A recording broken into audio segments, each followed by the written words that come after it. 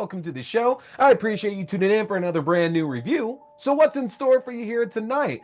Folks, we are getting new movie after new movie after new movie. Horror is hitting hard here in 2025, and it's time to hit one that has gained a lot of eyes on it here at the tail end of March. Tonight in movie reviews, folks, I'm talking The Woman in the Yard. But let's not waste any time and get on right into things. If you haven't seen the trailer for this one before, The Woman in the Yard tells the story of former artist Ramona, who finds herself stuck in a depression after the recent loss of her husband. Her two kids, Taylor and Annie, do their best to help, but all three are forced to face some terrible truths the day a woman clad in black arrives on their lawn. And there it is, folks. That is The Woman in the Yard. Now, again, I found this film to share a lot of similarities with last year's The Deliverance. Both of these films focus on broken families where the matriarch is dealing with mental illness in one way or another when a spiritual force comes to test their spirit. Now, in The Deliverance, we are dealing with a demon. We were getting a situation similar to like The Exorcist, and it was very, very tangible. There was way more for the actual cast to do here in order to escape this situation. There was also a question in that film of whether or not the mother of that film was making everything up or not and just getting her children to go along with it. And I thought it was a strong story. I thought that was a good way to come at it as well too, especially considering that we are focusing on a black family and sometimes the stigma that can come with single mother or even single father households in black families. I thought that was a great way to look at it.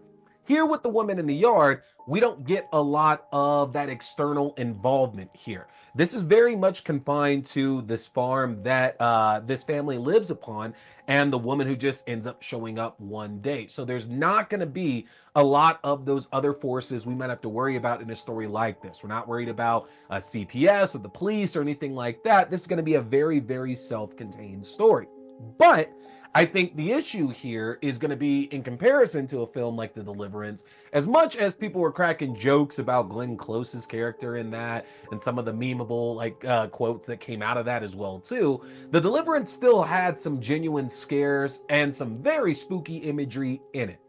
The Woman in the Yard, the horror of it really is coming from these family interactions and actually showing the result of dealing with continued mental illness. That's where a lot of the scares here for the film is coming from. In terms of the traditional kind of scares that we might expect in a horror film, we're not really going to get a lot of that. There's a few jump scares here and there, but again, most of those are being caused by interactions between the family rather than by the woman in the yard herself. When she does end up getting involved, sure, things get a little bit more lively, but not really all that much. This movie is very much going to find itself latching on to your anxiety in regards to people or situations like this already.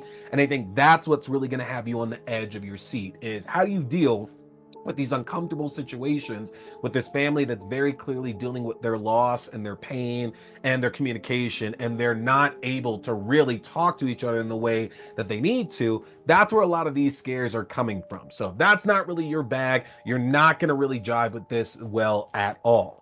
Now, in terms of the story, again, it's not an unfamiliar story that we haven't seen before. This family's dealing with their loss and the evil that's brought on by their situation.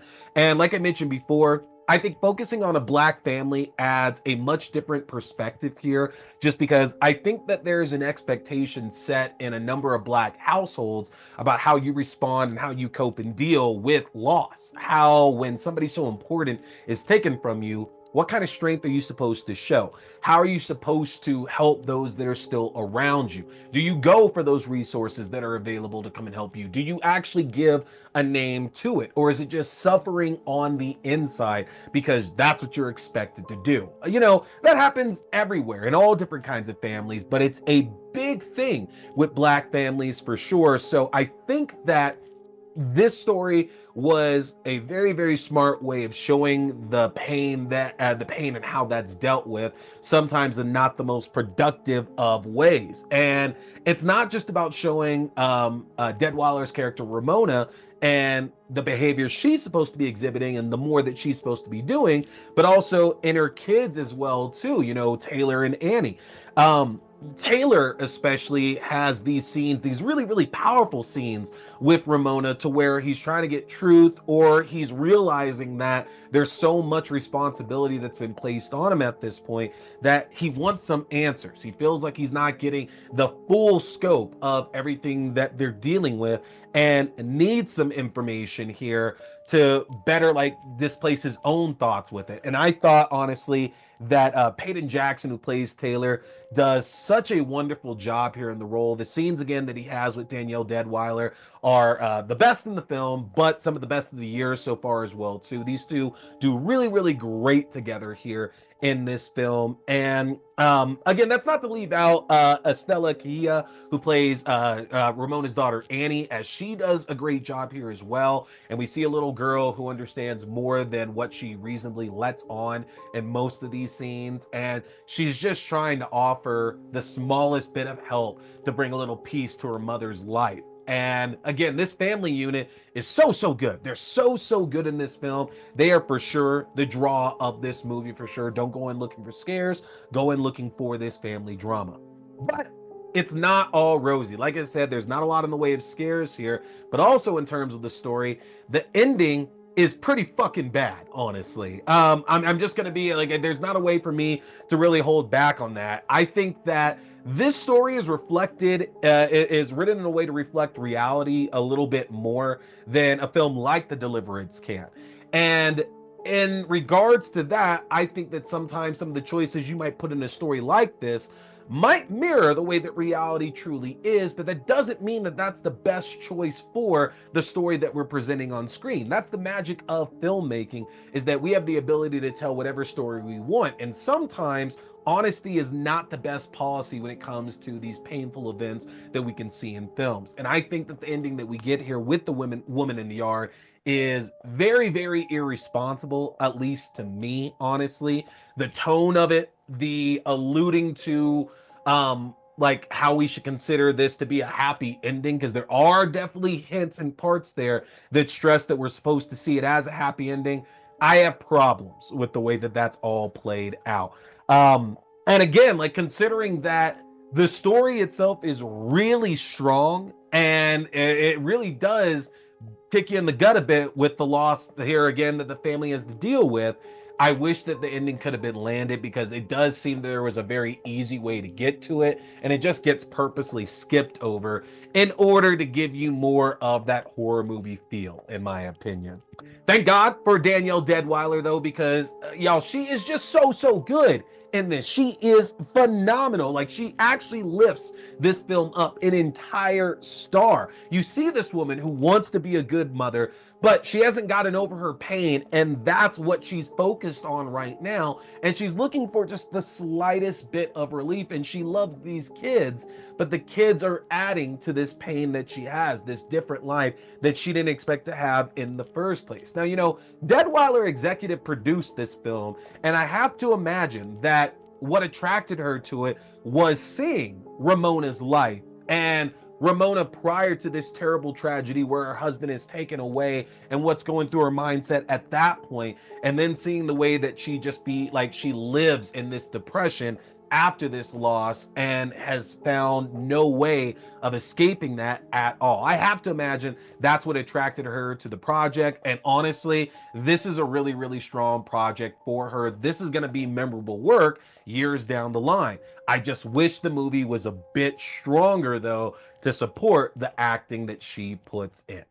This isn't going to be one that you're going to be losing sleep until it hits digital mid-April, most likely. Like, I imagine we will see this hitting digital fronts within the next 2 weeks or so, because there's still a few more bigger horror films that are coming out. Not going to be the screen space for it. But even then, keep in mind that you are looking more than likely at a film that's supposed to be seen more as a gothic drama or a haunted family drama, as opposed to necessarily a straight up horror film. So we might need to reset our heads, recalibrate a little bit when walking into this. Either way, Jamie Collet-Serra has done a number of other horror films that I have absolutely enjoyed more than this one, but Danielle Deadwyler puts in the best performance out of any of the films that he has done in his career thus far. So whether you check it out in theaters right now or you wait till it hits digital here in a few weeks, I am curious what y'all thought about this one. If you did get a chance, check this one out. Let me know in the comment section. Am I off base about the ending here to this film?